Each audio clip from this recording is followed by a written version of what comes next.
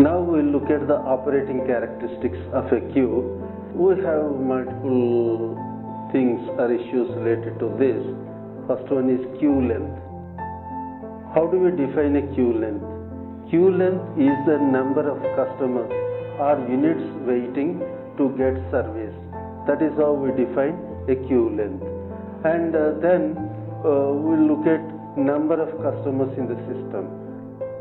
Number of customers in the system include the customers who are waiting in the queue at the same time who are getting serviced in the system. Now when we look at this, if it is a single channel or when there is a single line that is entering into a system, only if it has to be serviced in one place, only one phase, then a single server system.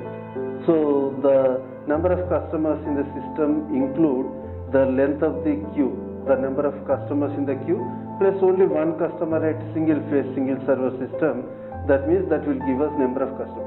But when it comes to single line or single queue is there, but there are multiple servers are there. So when multiple servers are there, the length of the number of customers in the system will be, let us assume there are 15 customers waiting in the queue. There is only single line and there are 3 servers getting the same kind of service. Let us say 3 petrol servers are there. They have entered in one line and they are splitting into 3 petrol bunks. That means these 15 customers in the queue plus 3 people are getting serviced at that place, petrol bunk. So there are totally 18 customers in the system. Let us say if the customers are entering in only one line, but there are number of phases. Say first, second, third, fourth.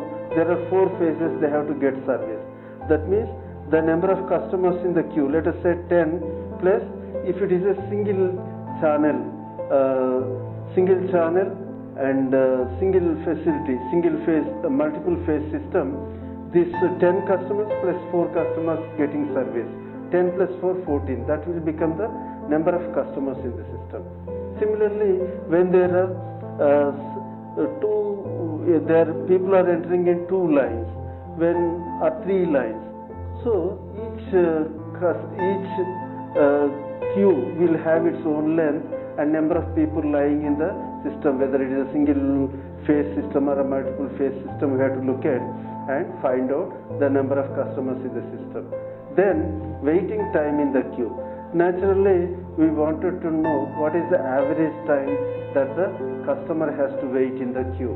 That has to be computed, and that is very, very important in the context of a business organization or service facility, because no one wants to wait. The minimum waiting period customers are willing to wait, but it should not extend beyond certain point. So we have to calculate to what extent this waiting period can be there. Then total time in the system. The customers who have entered into the system, then getting service, then they will leave out of that system.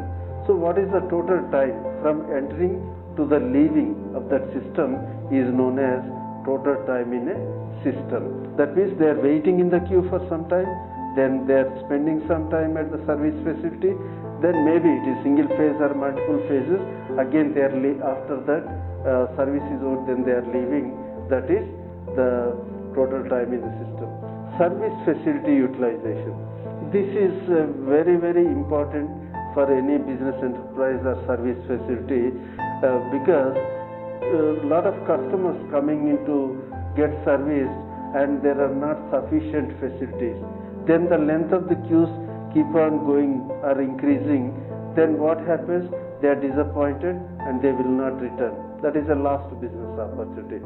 For that reason, what we need to do is we may have to increase the service facilities. When we increase the service facilities, then we should also see whether we will get enough demand for those things, because increasing facilities means it is investment. So when we do that kind of investment, we should also see whether it is properly engaged or there is enough of revenue being generated or number of customers are coming to the other service facilities. So we need to understand this, whether to have more facilities because to give quick and good service to the customers, or whether we can continue with this. So in this case, if the service facility is occupied on an average per hour, say it is occupied for 45 minutes in an hour, that means it is occupied or its capacity is utilized for 75% of the time. Or if it is only 30 minutes in an hour, that means the service facility is engaged only 30 minutes in serving the customers out of 1 hour on an average, then it is only 50% capacity utilization.